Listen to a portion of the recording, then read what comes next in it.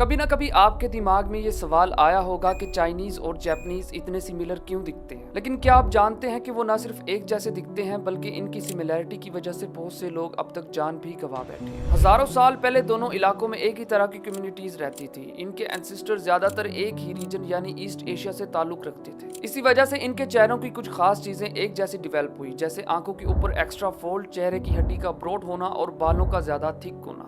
लेकिन दोनों कौमों में फर्क भी है। जापान की पॉपुलेशन दो बड़े ग्रुप्स के मिलाप से बनी, जोमोन और यूआई। जोमोन लोग काफी पुराने जमाने से जापान में आबाद थे। इनके फीचर्स थोड़े मुख्तलिफ थे, जबकि यूआई लोग चाइना और कोरिया से जाकर जापान में मिले। इस मिक्सिंग की वजह से जापानी लोगों के फेशियल फीचर्स अक्सर ज्यादा शार्प और नैरो लगते हैं। दूसरी तरफ चाइना की पॉपुलेशन बहुत बड़ी है और इसमें भी वेरिएशंस हैं। नॉर्थ चाइना के लोग आमतौर पर बड़े कद के और ब्रॉड फेस वाले होते हैं, जबकि साउथ चाइना के लोग छोटे कद के और डेलिकेट फेशियल फीचर्स रखते हैं। एक रिसर्च में साइंटिस्ट ने 39,000 से ज्यादा चेहरों का कंप्यूटर एनालिसिस किया। रिजल्ट ये आया कि कंप्यूटर ने चाइनीज, जापानीज और कोरियन चेहरों को 75% एक्यूरेसी से अलग अलग पहचान लिया। मतलब एक क्लियर फर्क है, लेकिन इंसान की एवरेज एक्यूरेसी सिर्फ 39% थी। यही रीजन है कि अक्सर लोग कंफ्यूज कर जाते हैं। लेकिन प्रॉब्लम तब बनती है जब ये स्टीरियोटाइप रियल लाइफ इंसिडेंट तक पहुंच जाती है। अमेरिका में 1982 में विंसेंट चिन नामी शख्स, जो असल में चाइनीज अमेरिकन था, उसे लोगों ने जापानीज समझ के मार दिया, सिर्फ इसलिए कि उस वक्त जापान की कार इंडस्ट्री की वजह से अमेरिका की ऑटो इंडस्ट्री क्राइसिस में थी। 1997 में एक और शॉकिंग केस हुआ, जहां ताइवान का एक इंजीनियर पुलिस के हाथों मार दिया गया